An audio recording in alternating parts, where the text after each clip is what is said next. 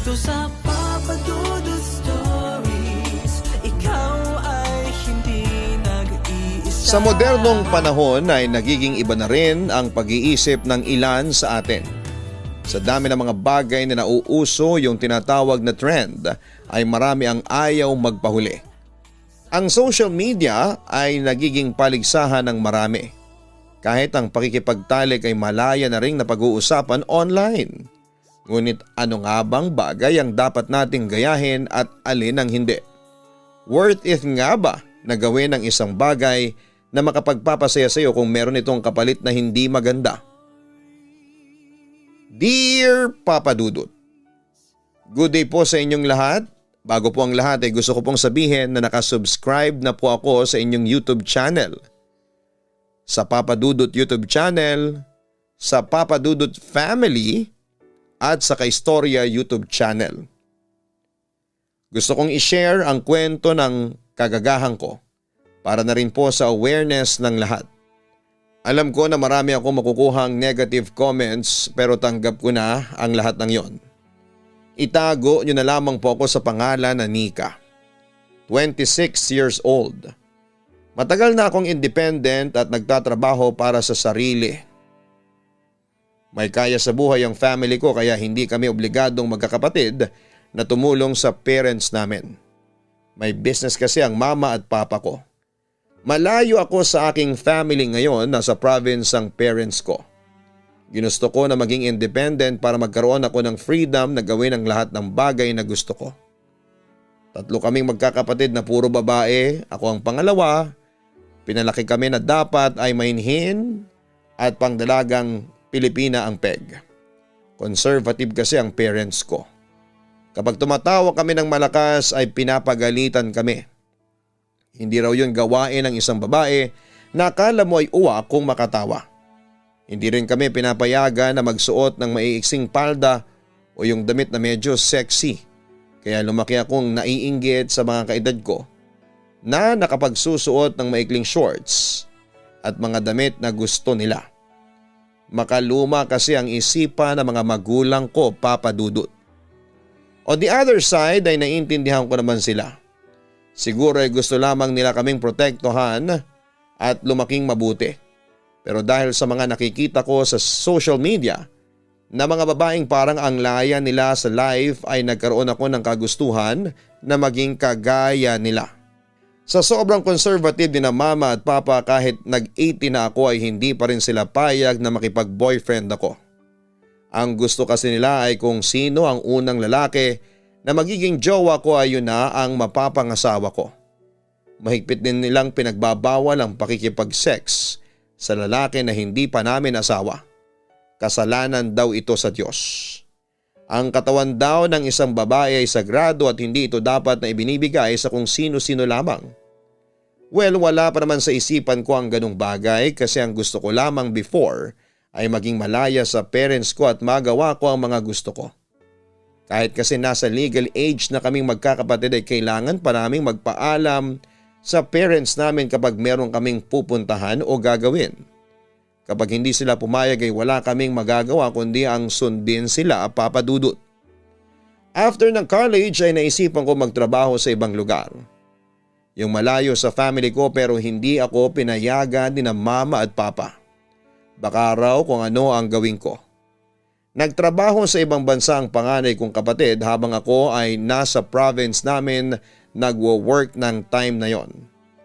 Nainggit ako kay ate kasi nasa malayo na siya and for sure ay nagagawa na niya ang mga gusto niya.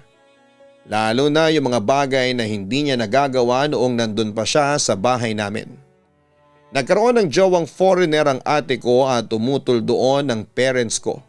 Pero wala na silang nagawa kasi malayo naman si ate. Hindi na nila ito makontrol.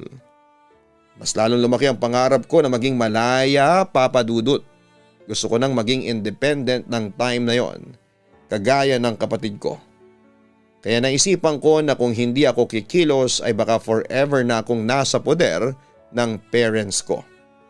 Ginawa ko ay ang pasekreto ako nag-apply sa isang kilalang kumpanya sa ibang lugar na malayo sa family ko. Nang matanggap ang aking application ay lumuwas ako para sa interview. Hindi ko yun pinaalam sa mga magulang ko kasi pipigilan lamang nila ako. Ang sabi ko lamang ay may kikitain akong kaibigan. Pag uwi ko ay gabi na kaya napagalitan pa ako. Tinanggap ko na lamang yon kasi alam ko na malapit na akong makawala sa kanila, Papa Dudut. Hanggang sa natanggap na ako sa ina-applyan kong trabaho.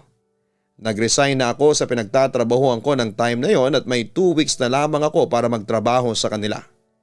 That time ay sinabi ko na sa parents ko na may bago na akong trabaho at in 3 weeks ay magsisimula na ako doon.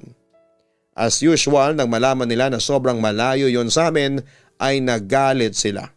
Sinabi nila na huwag na akong tutuloy doon. Pero nanindigan ako sa desisyon kong yon, Papa Dudut. Sinabi ko na magandang company yon at mahirap makapasok doon unless qualified ka talaga. Sinabi ko na pumirma na rin ako ng kontrata at hindi na ako pwedeng umatras. Tuwang-tuwa ako nang wala nang magawa sina Mama at Papa kundi ang pumayag sa pag-alis ko sa bahay para magtrabaho sa malayo. After ng last day ko sa aking trabaho ay umalis na ako para maghanap ng pwede kong matirhan na malapit sa lilipatan kong trabaho. May nahanap akong apartment na 1 bedroom na alam kong kaya kong bayaran. Kinuha ko ng apartment na yon kahit medyo pricey. Malapit kasi yon sa workplace ko at malapit din yon sa lahat, sa mall, ospital at kung ano-ano pa. Very convenient kumbaga. Bago ko umalis sa bahay namin ay napakaraming bilin ni na Mama at Papa sa akin. Kagaya ng huwag daw akong magbo-boyfriend nang hindi nila alam. Kapag may nanligaw sa akin ay dapat makilala muna nila ang lalaki. Huwag daw akong tumulad sa mga babae sa syudad na liberated. Alagaan ko raw ang sarili ko dahil wala na sila sa tabi ko. Oo lang ako ng oo para wala nang mahabang pag-uusap. Kapag kasi sumagot pa ako ay baka magbago pa ang isipan nila at hindi nila ako payagan, Papa Dudut. Kabado ako nang umalis na ako sa amin at tumira na ako sa apartment ko. Pero mas lamang ang saya ko kasi finally ay nakalaya na ako sa parents ko. Yun naman kasi talaga ang dahilan kung bakit ako nagtrabaho sa malayo. Yun nga lang, ako na ang gagawa ng lahat. Mula sa paglalaba, pagluluto at paglilinis ng bahay. Kahit paano ay maalam ako sa mga ganong gawain. Wala kasi kaming kasambahay kaya may mga pagkakataon na kami talagang magkakapatid ang kumikilos sa bahay para tulungan si Mama. Pero syempre, iba pa rin kapag may gumagawa noon para sa'yo. First week ko pa lamang sa trabaho ay nagkaroon ako ng kaibigan, si Ella. Magkatabi ang table namin kaya siya ang unang kumausap sa amin. Nagkatsikahan kami at nalaman ko kaagad ang mga chismis sa office ng dahil sa kanya. Nag-click agad kami ni Ella, Papa Dudut dahil hindi kami nagkakalayo ng edad. Mas matanda siya sa akin ng 1 year. Palagi kami magkasabay kapag lunch break at siya rin ang nag-introduce sa akin ng iba't ibang bagay na wala sa province namin. Nakapunta ako at nakapagkape sa isang sikat na coffee shop nang dahil sa kanya. Pati ang paggamit ng dating app ay sa kanya ko rin natutunan. Nawili ako sa paggamit ng dating app, Papa Dudut. Dahil yon sa hindi ako nagkaroon ng chance na magkaroon ng interaction sa ibang lalaki noong nakatira pa ako sa bahay ng parents ko. Natuwa ako makipag-usap sa mga lalaki kahit na hindi ko sila kilala. Nagkaroon ako ng first boyfriend nang dahil sa paggamit ko ng dating app. Kay Ella ako humingi ng advice kung ano nga ba ang dapat kong gawin sa first meet-up namin ng naging first boyfriend ko na si Hero. Of course, dapat maging maganda ka sa paningin niya. Yung hindi siya magsisisi na naging kayo. Don't worry, may mga damit ako sa bahay. Dumaan ka bukas sa amin bago ka makipag-meet up kay Hero. Papahiramin kita ng damit. Napansin ko kasi na very conservative ang mga damit mo. Dapat mag-level up ka na kasi nasa city ka na. Itago mo na sa baul ang pagiging probinsyana mo, ang sabi pa ni Ella. Ganun na nga mga nangyari, Papa Dudut. Dumaan muna ako sa bahay ni na Ella bago ako makipagkita kay Hero. Pinahiram niya ako ng damit na medyo sexy, maikli ang palda at first time kong magsuot ng ganon. Mini-makeupan din ako ni Ella para mas lumitaw daw ang ganda ko. Dapat daw ay mag-aral ako mag-makeup ng sarili ko para next time ay ako na ang gagawa noon. To be honest, ay hindi ako komportable sa makeup at damit na pinahiram ni Ella.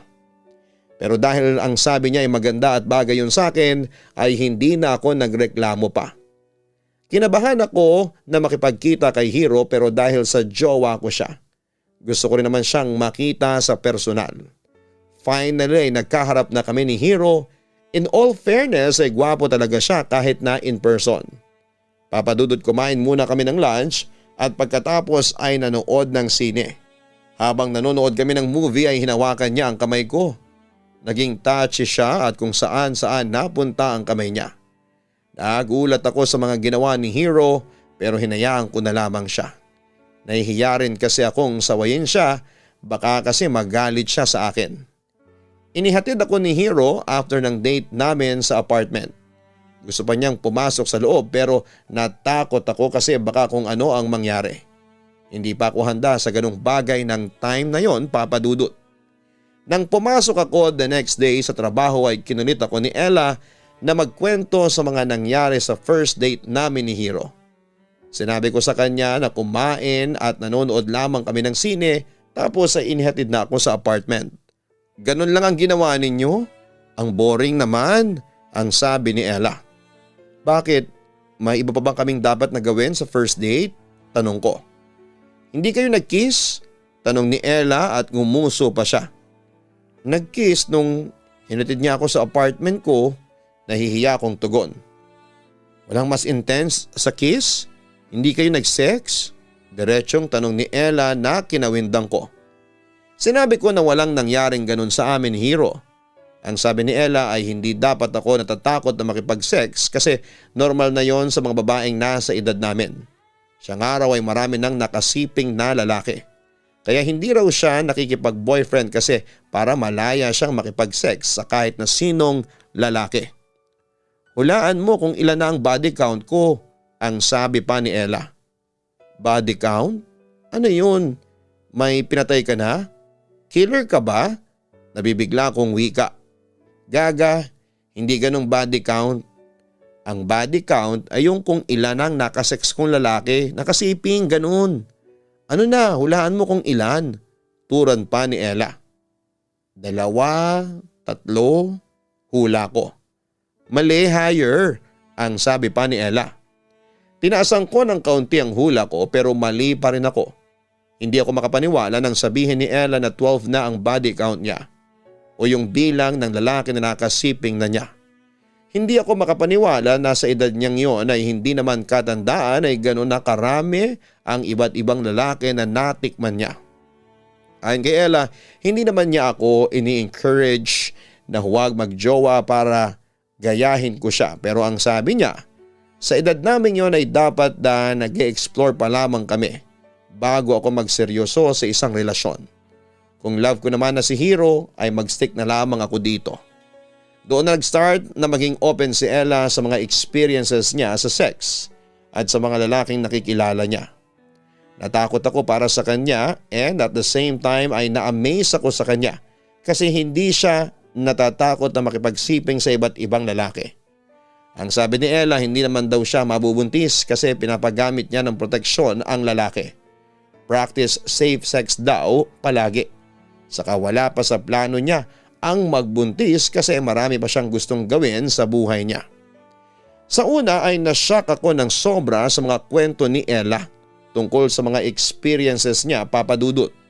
Pero habang tumatagal ay nasasanay na ako at may mga pagkakataon pa nga na ako ang nangungulit sa kanya na magkwento siya, Papa Dudut. Habang dumadami ang kwento ni Ella sa akin ay parang nagkakaroon ako ng kagustuhan na ma-experience din ang mga ganon. Unti-unti akong namumulat sa mundo ng pakikipagtalik. Pinush pa nga ako ni Ella na magkaroon ng experience, syempre kay Hero ko raw yun gawin kasi eto ang boyfriend ko. Kung single daw sana ako ay pwedeng sa kahit na sino basta bet ko ang lalaki. Tinuruan naman ako ni Ella na mga dapat kong gawin para hindi ako mabuntis. Basta kapag daw nagparamdam si Hero na gusto niyang gawin yon, ang bagay na yon ay huwag na akong magpakipot. Lalaki si Hiro at talaga raw naaayain nito ako na makipagsiping sa kanya. Pero nakatatlong buwan na kami ni Hiro ay hindi man lang niya ako inaayang gawin namin ang bagay na yon kaya sobrang naiinip na ako. Ang sabi ni Ella, ako na raw ang gumawa ng way para may mangyari sa amin ni Hiro. Ako na raw ang bahalang gumawa ng paraan. Para magkaroon ako ng ideya ay kinakailangan ko pang manood ng mga sexy videos. Sinabi ko sa sarili ko na dapat ay ika-4th month sa rin namin ni Hiro ay may mangyari na sa amin. At dumating na nga ang 4th month sa rin namin ni Hiro at nagplano kami na mag-dinner na lamang. Habang nagdi-dinner kami ay hindi ko alam kung paano ko ipaparating kay Hiro na gusto kong may mangyari sa aming dalawa. Kung anong body language ang gagawin ko para ma-sense niya ang gusto kong iparating sa kanya. Dahil sa wala na akong maisip ay diniretso ko na lamang si Hiro. May gusto ka ba bang gawin after nating mag-dinner? May gusto ka bang puntahan? Tanong ko kay Hiro. Wala akong maisip eh. Akala ko kasi magdi-dinner lang tayo. Ikaw ba meron? Pagbalik ni Hiro ng tanong. Gusto mo bang magpahinga muna tayo bago umuwi? May malapit na motel dito, hindi ba? Turan ko. Napangiti ng malaki si Hiro sa sinabi ko, Papa Dudut. Alam kong alam na niya ang nasa utak ko. After naming kumain ay dumiretso na kaming dalawa sa malapit na motel. Sa totoo lang ay kinakabahan ako ng time na yon. Ako rin ang nagdala ng protection just in case na walang dala si Hiro kasi alam ko na hindi niya ine-expect na ako mismo ang magpupush na gawin namin yon. May nangyari sa amin ni Hiro ng gabing yon. To be honest, nagulat ako na ikaw pa mismo ang nag-aya. Akala ko kasi ayaw mong gawin natin ito kasi noong nagparamdam ako sa iyo nung una, hindi mo ko pinapasok sa apartment mo. Natatawang sabi ni Hiro pagkatapos namin. Natatakot kasi ako at saka nahihiya rin, turan ko. Thank you ha. Hindi ko akalain ako palang nakauna sa iyo. Ang wika pa ni Hiro. Simula ng gawin namin yun ni Hiro ay halos palagi na namin yung ginagawa sa tuwing nagkikita kami. Kung minsan ay sa apartment ko para mas tipid at hindi na kami kailangang gumastos sa motel. Lahat ng nangyari sa amin ni Hiro ay ikinuwento ko na rin kay Ella. May na-share na rin ako sa kanya, Papa Dudut. Hindi rin naman nagpapatalo si Ella kasi may mga bago rin siyang ikinikwento sa akin na experience niya. Nakakaingit lang kasi padami ng padami ang body count ni Ella habang ako'y isa lamang. Si Hiro lang. O may body count na rin ako ha? Sabi ko kay Ella na parang nagmamalaki pa.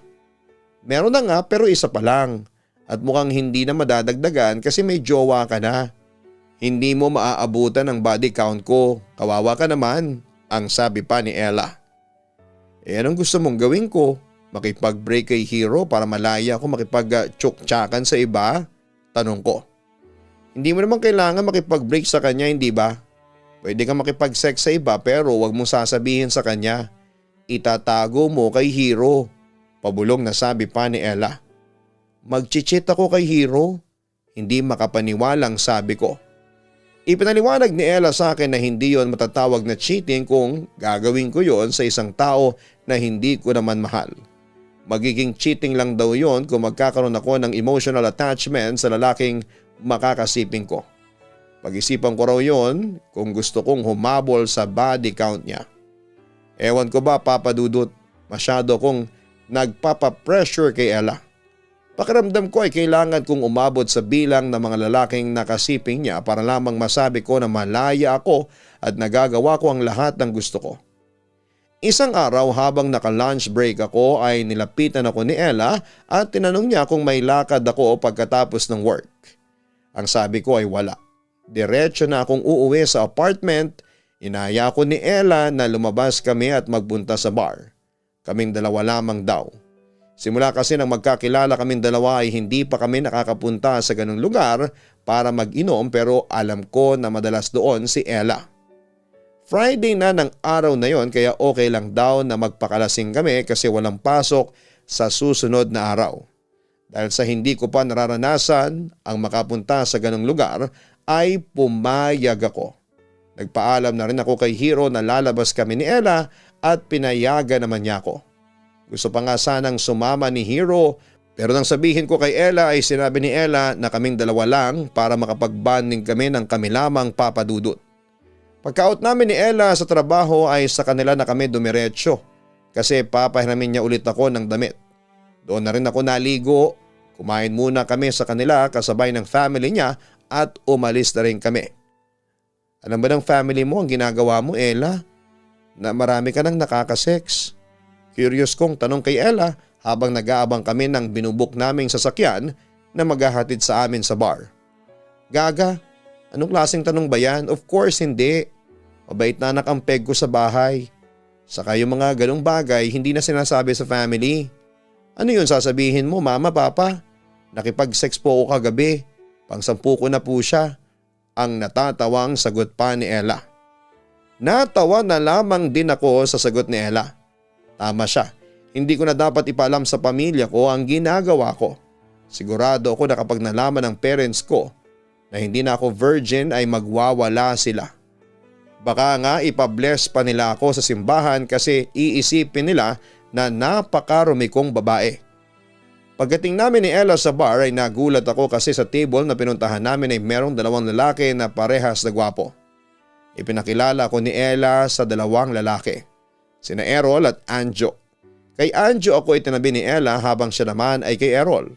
Hindi ko magawang tanungin si Ella kung bakit may kasama kaming mga lalaki, gayong ang sabi niya ay kaming 2 lamang ang magpupunta doon. Nagkaroon lamang ako ng chance na kausapin si Ella nang magpaalam siya na magpupunta sa CR. Sumama ko kay Ella at doon na ako nagtanong. Akala ko ba tayong 2 lang? Tanong ko.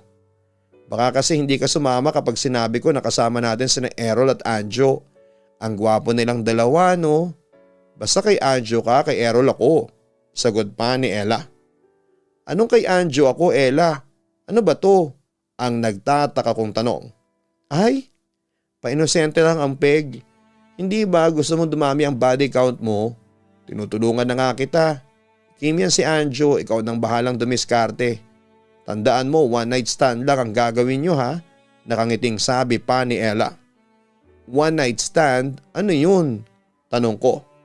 1 night lang, after nun wala na. Hindi mo ibibigay ang number mo sa kanya parang after ng gabing ito parang walang nangyari. Yung iisipin mo na hindi siya nag-i-exist. Saka okay lang yun kasi first time ko pa lamang na nakilala yung 2 na yun. Nakilala ko lang si Errol sa dating app tapos sabi ko magsama siya ng isa pa. Tugon pa ni Ella. Iginiit ko kay Ella na hindi ko pwedeng gawin yun kasi may boyfriend ako. Ipinaalala niya sa akin na hindi yun cheating kung di ay sex lang ang gagawin namin ni Anjo. At hindi ako magkakagusto dito. Kung hindi ko raw yun gagawin ay talagang hindi nadami ang body count ko. Kinabahan ako ng una pero masyadong magaling manghimok si Ella. Napaniwala niya ako na walang mali sa gagawin ko. Kaya nang bumalik na kami sa table ay uminom ako ng uminom para kapag nalasing na ako ng sobra ay meron na akong lakas ng loob. Nang tinamaan na ako ng alak ay naging malakas na talaga ang loob ko, Papa Dudut. Nang magsimula ng magsayawan ay inaya ko ni Anjo na sumayaw at pumayag kaagad ako. Naging maharot kami ni Anjo sa pagsasayaw. Hindi na ako pumalag nang hawakan niya ako sa kung saang parte ng aking katawan. Hinalikan niya rin ako at hindi rin ako umayaw. Hanggang sa bumulong na si Anjo sa akin na baka pwedeng umalis na kami sa bar para magpunta na sa mas tahimik. Pumayag ako, Papa Dudut, binayaran na ni Anjo ang bill namin at iniwanan na namin sina Ella at Errol sa bar. May kotse si Anjo at yun ang sinakyan namin sa paghahanap ng motel. Dahil na rin siguro sa lasing ako ay ang bilis kong pumayag sa gustong gawin ni Anjo. Nakakahiyaman pero may nangyari sa amin ni Anjo. Umaga na nang magising ako. Mabuti na lamang kasi tulog pa si Anjo kaya hindi ko na siya kailangang kausapin pa. Umalis ako habang tulog pa siya. Nakaramdam ako ng konsensya at kahit wala naman akong nararamdaman kay Anjo ay pakiramdam ko na nag-cheat pa rin ako kay Hero. Nang magkita kami ni Ella ng Monday sa trabaho ay pinagkwento niya ako sa nangyari sa amin ni Anjo. Ang sabi ko ay wala akong masyadong matandaan kasi lasing na lasing ako ng time na yon. Ella, ayoko nang gawin to. Yung makipag 1 night stand, nakukonsensya ako. For sure ay hihiwalayan ako ni Hiro kapag nalaman niya na nakipag-sex ako sa ibang lalaki. Ang wika ko. Talagang hihiwalayan ka niya kapag sinabi mo. Saka bakit ka nakukonsensya? May feelings ka ba kay Anjo? Tanong pa ni Ella. Wala. Saka bakit ako magkaka-feelings doon kung ko lang siya nakilala? Hindi naman ako mabilis magkagusto sa isang tao. Sagot ko. Yun naman pala Saka baka nga nakipag-sex din si Hiro sa iba. Hindi mo lang alam. Kaya kung ako sa'yo, padabihin mo ang body count mo. Ang turan pa ni Ella. Hindi ba para akong pokpok kapag kung sino-sino ang nakakasiping ko? Ganon ang mga bayarang babae, hindi ba? Tanong ko. Natawa si Ella sa tanong kong yon. Ang sabi niya magiging pokpok lang daw ako kapag magpapabayad ako sa mga makakasiping ko. Hindi naman daw kami nagpapabayad kaya hindi kami ganon. Mga babae lang daw kami na ini-enjoy ang aming pagiging babae. Dahil sa nakikita ko na walang mangyayaring hindi maganda kay Ella ay naisip ko na walang mali sa ginagawa ko. Na-pressure na rin ako na dumadami ang body count ko kagaya ni Ella. Alam ko na napakatanga ko para ma-pressure kay Ella. Alam ko na ayokong magpahuli sa kanya at kinukumbinsi ko rin ang paniniwala ko sa sarili ko na walang mali sa ginagawa kong pakikipagsiping sa ibang lalaki na hindi ko naman jowa. Pinaniwalaan ko si Ella na kapag walang emotional attachment ay hindi cheating na matatawag yon. Ginalingan ko na lamang ang paglilihim kay Hiro na may nangyari sa amin ni Anjo. Para pagtakpan ng ginawa ko ay mas naging sweet ako sa kanya. Kung dati siyang palagi nag-aaya na makipagkita sa akin ay ako na ang gumagawa noon. Palagi ring may nangyayari sa amin ni Hiro. Pero nalaman ko na mas magaling si Anjo sa kanya pagdating sa pagpapaligaya sa kama. Paulit-ulit kasi yung kay Hiro kaya parang nagsasawa na ako at naghahanap na ako ng excitement sa iba. Nagkaroon ako ng pakiramdam na kailangan ko makipagsiping sa ibang lalaki para masatisfy ako, Papa Dudut. Ang nangyari ay mas lalo ako naging addict sa paggamit ng dating app kasi mabilis na makakilala ng lalaki doon, nag-game din na kagaya ko, Papa Dudut. May ilan akong nakilala pa sa dating app at nakikipagkita ako sa kanila. Meron din nangyari sa amin ng ibang lalaki na nakilala ko sa dating app at nawala na rin ang nararamdaman kong konsensya kasi nag-i-enjoy ako, Papa Dudut. Kapag may bago akong experience ay ikinuwento ko kay Ella at proud pa ako na nadadagdagan ng body count ko. Kapag nagtagal, mahahabol ko na ang body count mo. Baka nga mas malamangan pa kita, ang sabi ko kay Ella. Ikaw na talaga, grabe ka. Mas wild ka pa pala sa akin. Kumusta na pala si Hiro? Hindi ba siya nakakahalata? Tanong pa ni Ella. Mukhang hindi naman kasi kung nakakahalata yun, baka nakipag-break na yun sa akin. Tugon ko sa kanya. Bakit kasi hindi ka pa makipag-break para malaya ka nang gawin lahat ng gusto mo? Suggestion pa ni Ella. Mahal ko si Hiro at ayoko makipag-break sa kanya, sagot ko. Alam ko na marami na sa listeners mo ang naiirita sa kalandian ko, Papa Dudut. Kahit ako ng time na yon ay hindi ko nakilala ang sarili ko. Parang sa isang kisap mata ay nagbago ang lahat sa akin simula nang makilala ko si Ella. Ang lakas ng naging impluwensya niya sa akin at hindi ko pa nakikita ang mali sa mga itinuturo niya sa akin.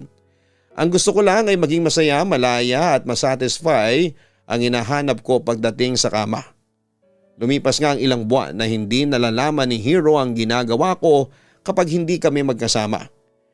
Yun nga lang ay hindi ko napanindigan ang pagiging sweet at pagbibigay ko ng maraming time at atensyon kay Hiro. Kasi halos kada linggo ay meron akong ibang lalaki na mini-meet up at nakakasiping. Nawala na rin ako ng gana na sumiping pa kay Hiro kasi naging boring na yon para sa akin. Mas na-fulfill ng ibang lalaki ang pangangailangan ko. Mas hinahanap ko yon sa iba kesa sa aking boyfriend. Ang buong akala ko ay hindi mapapansin ni Hiro ang mga pagbabago sa akin kasi palagi kong sinasabi sa kanya na sobrang busy ko sa trabaho kaya hindi na kami madalas na nakakapagkita pa. Akala ko ay naiintindihan niya ako kaya hindi ako naging handa nang magkita kami at tanungin niya ako tungkol sa bagay na yon. Mahal mo pa ba ako, Nika? Feeling ko kasi hindi ka na nag-i-enjoy na kasama ako. Dati kasi halos every week tayong magkikita. Ngayon, maswerte na ang isang beses sa isang buwan. May pagtatampong sabi pa ni Hero. Ano bang klaseng tanong yan? Of course mahal kita. Ang sabi ko naman sa'yo, busy lang ako sa trabaho. Pagsisinungaling ko. Ilang buwan ka nang busy? Hindi ba nababawasan ang workload mo? Tanong pa ni Hero. Hindi nga eh. Padagdag ng padagdag pa nga. Turan ko. Sa pagsisinungaling kong yon ay nakaramdam ako ng konsensya, Papa Dudut.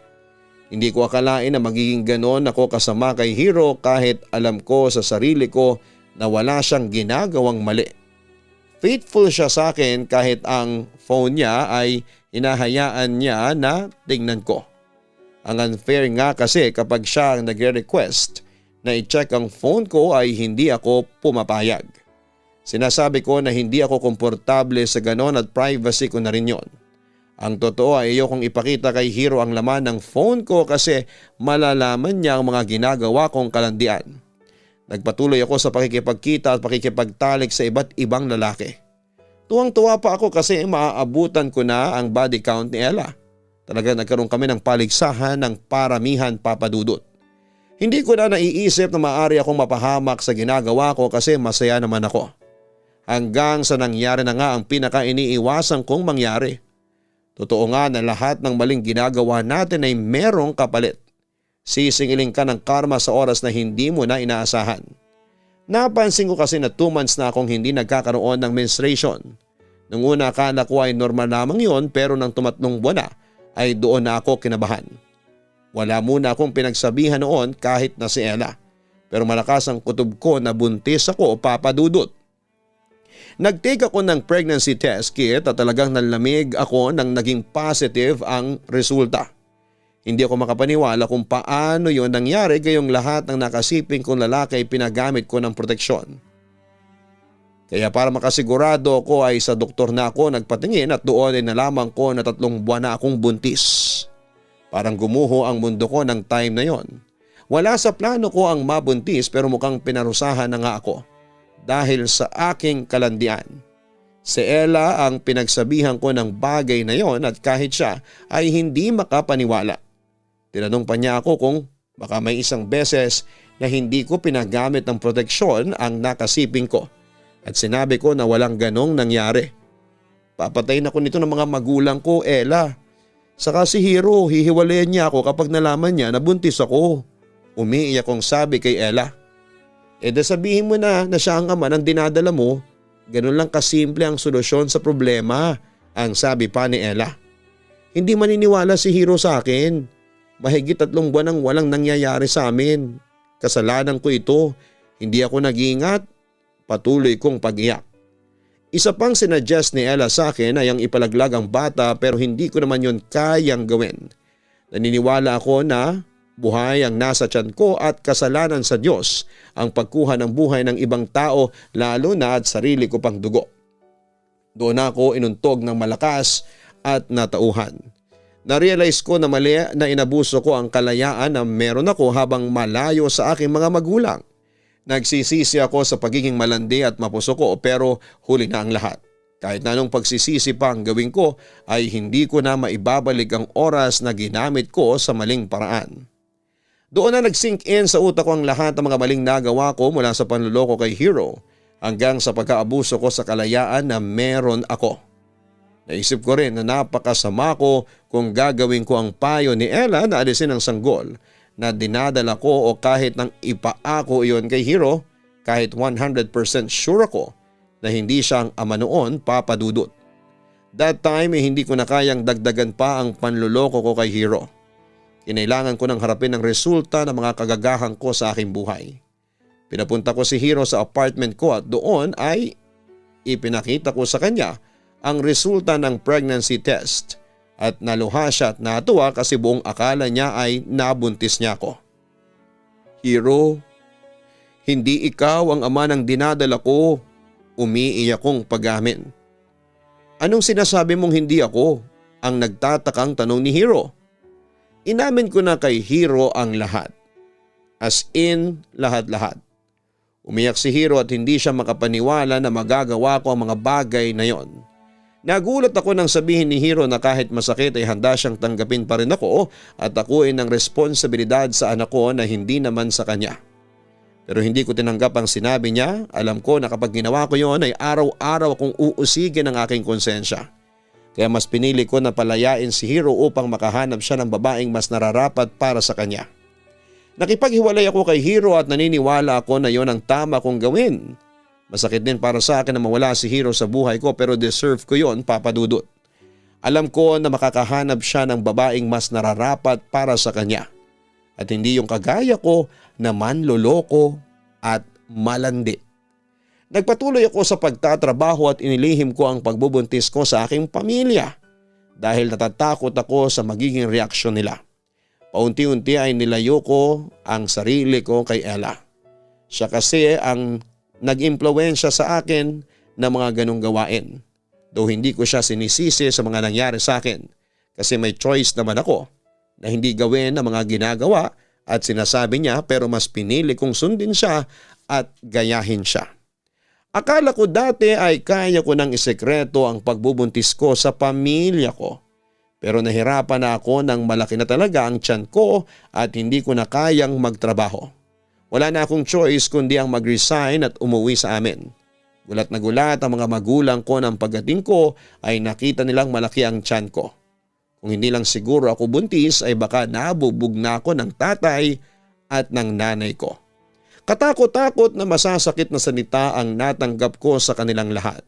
Yun daw ang naging resulta ng pagiging mapuso ko. Umalis lang daw ako sa poder nila para magpabuntis ng walang ama. Ang sabi ko ay hindi na ako pinanagutan ng nakabuntis sa akin. Hindi ko kasi kayang aminin sa kanila ang katotohanan na hindi ko talaga alam kung sino ang ama ng aking ipinagbubuntis sa dami ng lalaking nakasiping ko, Papa Dudut. Ang parents ko ang sumuporta sa aking pagbubuntis hanggang sa mga anak ko. Nang time na yon ay kinumusta pa ako ni Ella pero hindi ko na siya pinansin. Naging laman din ako ng tsismisan sa lugar namin lalo na at may anak ako pero walang asawa. May narinig pa ako na pinalaki raw kami ng mainhin pero sa huli nagpabuntis ako ng walang ama. Lahat ng yun ay tinanggap ko kasi deserve ko naman yon. Nang mag 1 year na ang anak ko ay nagsimula na ulit akong magtrabaho dahil ayokong iasa ng sobra sa mga magulang ko ang pagpapalaki sa anak ko. Sa lugar na lang namin ulit ako nagtrabaho at masaya ako natanggap na nila mama at papa ang anak ko. Aliw na aliw sila rito. Pero alam ko na kailangan ko pa rin bumawi sa kanila at kailangan kong patunayan ulit ang sarili ko sa kanila, Papa Dudut. Ngayon ay inaayos ko pa rin ang buhay ko at nagtatrabaho ako ng mabuti para sa anak ko. Pinili ko na rin po ang mga kaibigan ko na may magagandang impluwensya sa akin. Na-realize ko na dapat ay maging matalino na ako sa mga desisyon ko sa buhay ngayon kasi lahat ng magiging desisyon ko ay hindi lang ako ang maaapektuhan, kundi maging ang mga anak ko. Inalis ko na rin sa sarili ko ang pagbibilang ng lalaking nakakatali ko. Tinapos ko na ang phase na yon ng buhay ko, Papa Dudut. Alam ko na hindi pa huli ang lahat para bumangon ako at itama ang lahat ng pagkakamali ko sa aking nakaraan. Hindi ako pwedeng sumuko lalo na at meron na akong anak. Alam ko rin na hindi ako may pagmamalaki ng anak ko kapag nalaman niya ang kagagahan ng nanay niya pero tanggap ko na yon. Dito ko na po tatapusin ang aking kwento, Papa Dudut. Sana'y merong nakuhang lesson ang mga listener mo sa sulat ko. Lalo na yung mga kagaya ko na mapusok at hindi nag-iisip kung ano ang pwedeng maging resulta ng ginagawa nila kahit na mali ito. Maraming salamat po. Lubos na gumagalang, Nika. Walang mali sa pagiging curious at pag-explore sa mga bagay na hindi natin alam. Ito ay isang paraan upang mamulat tayo sa reality ng buhay. Ngunit ito ay nararapat na may kaakibat na pagiging responsable at pag-iingat. Ang katawan natin ay bigay sa atin ng Diyos at ito ay dapat na nirerespeto natin. Maging matalino rin tayo sa pagpili ng kaibigan at piliin natin ang mga kaibigan na hindi tayo dadalhin sa kapahamakan. Bagkus ay yung tuturuan tayo na maging isang mabuting tao. Huwag magpadala sa pressure. Hindi kasama sa pagiging tunay na magkaibigan ang gayahin at sundin sila kahit alam mong ito ay hindi tama. Hindi lahat ng uso ay ginagawa ng iba ay dapat mo ring gawin. Tandaan natin na kung masama o mali ang ating ginagawa ay ganun din ang magiging balik nito para sa atin. Hanggang sa muli, ako po ang inyong si Papa Dudut. Huwag kalimutan na mag-like, share, and subscribe. Hanapin po ang Papa Dudut Family YouTube channel, ang Kaistorya YouTube channel at mag-subscribe din po. Maraming salamat po sa inyong lahat. Ang buhay ay mahiwaga, laging may lungkot at saya. Sa Papa Dudut Stories, laging may karamay ka.